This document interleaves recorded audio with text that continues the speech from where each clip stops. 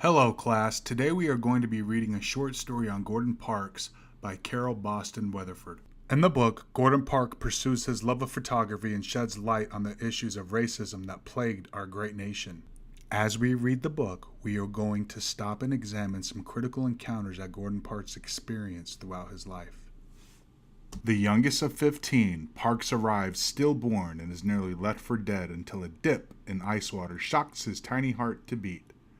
The baby is named for the man who saved his life, Dr. Gordon. When young Gordon crosses the prairie on horseback, nothing seems beyond reach. But his white teacher tells her all-black class, "Y'all all wind up porters and waiters."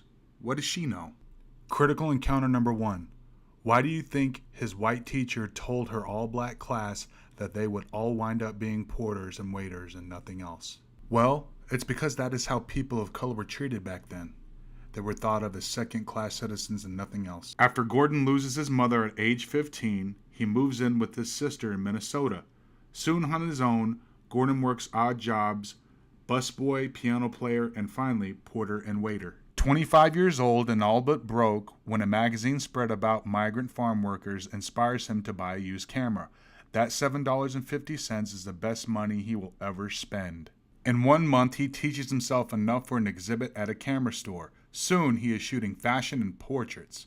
One model tells him to take his camera to the big city. In Chicago, Gordon's shots of struggling families on the South Side win him a chance to be a government photographer. He leaves the Midwest and turns his camera on Washington. Gordon wonders, what should I shoot? Search for a subject, says his boss. In the nation's capital, he passes the White House and the Supreme Court. In the shadow of the Capitol, he sees black families living in alley dwellings. He can see that blacks have it harder than whites. He passes statues, monuments, and memorials to mighty heroes. But there are enough photos of white men carved in marble and granite. He glimpses white-only signs in shop windows and learns firsthand that even if there is no sign, it doesn't mean that a black man will be served. Critical encounter number 2. Why do you think it was important to Gordon to highlight the racism that existed in Washington, D.C.? Critical encounter 2 discussion. Because African Americans were still living in segregated quarters and in very poor living conditions. Also, there were no monuments that highlighted any achievements by any prominent African Americans. Boiling mad, Parks vows to lay bare racism with his lens. He shares his vision with his boss, who points him toward his subject. Talk to her. She knows struggle. She is Ella Watson, a cleaning lady in the building where Parks works.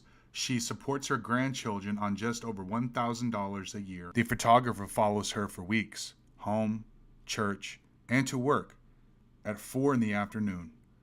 After a long day, she studies the Bible with her family. Gordon takes pictures of her grandchildren too, dressing, eating, reading, and playing, not yet knowing the racism they will surely face. Over his long career, Gordon's photos will run in Vogue and Life magazines.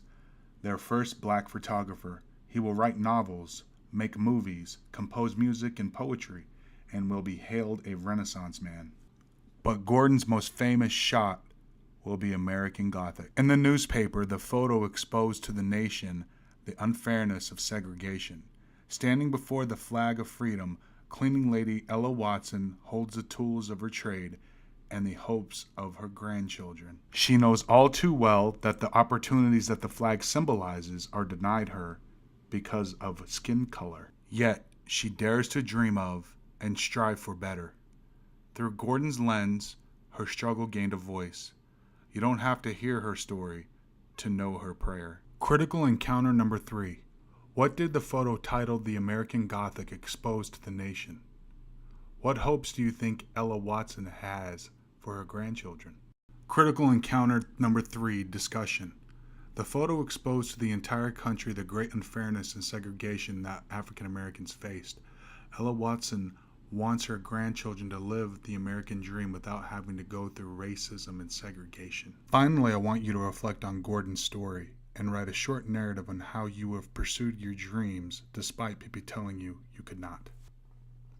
This concludes today's read aloud. I would like to thank each of you for your participation in furthering the discussion of equality for all.